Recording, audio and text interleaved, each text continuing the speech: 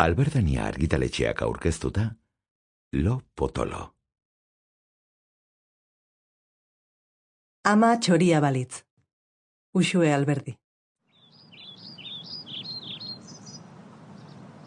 Ama txoria balitz, hegoak izango lituzke, eskuen ordez. Ama txoria balitz, arrautza batetik jaioko zinateke. Ama txoria balitz, odol beroa izango luke, eta koloretako lumak. Ama txoria balitz, elitzaioke kaiola batean egotea gustatuko. Ama txoria balitz, zizareak emango lizkizuke ahora. Ama txoria balitz, egan egiten irakatsi nahiko lizuke.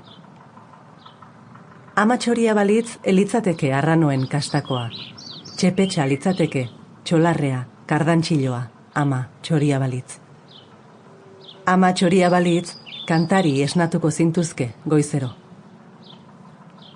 Ama txoria balitz, urrutira usainduko luke ekaitza. Ama txoria balitz, txanogorritxoren ipuinean, otxo beltzak aterako luke amona eiztari gaiztoaren sabeletik. Ama txoria balitz, lagunekin bidaiatuko luke. Ama txoria balitz, batzuetan, zurekin batera egingo luke egan. Besteetan, bakarrik egan egitea gustatuko litzaioke. Ama txoria balitz, zerutik ikusiko lituzke mendiak, itsasoa eta herria. Ama txoria balitz, ogi apurrak ematen dizkioten atxoen laguna litzateke.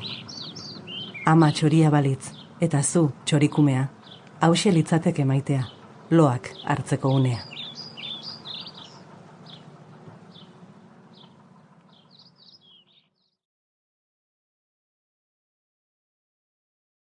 Eguzkilore baten bila, Miren Agurmeabe.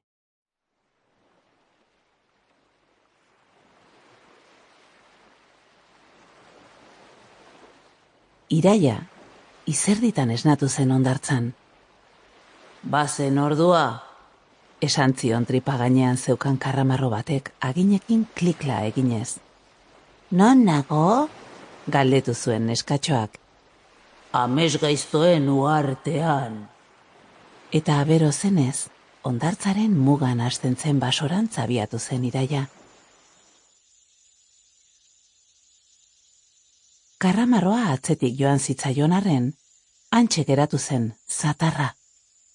Iraia, basoan sartu zen. Eta ez zuen baan ikusi haitz handi bat eta haitzetik ura parrastan.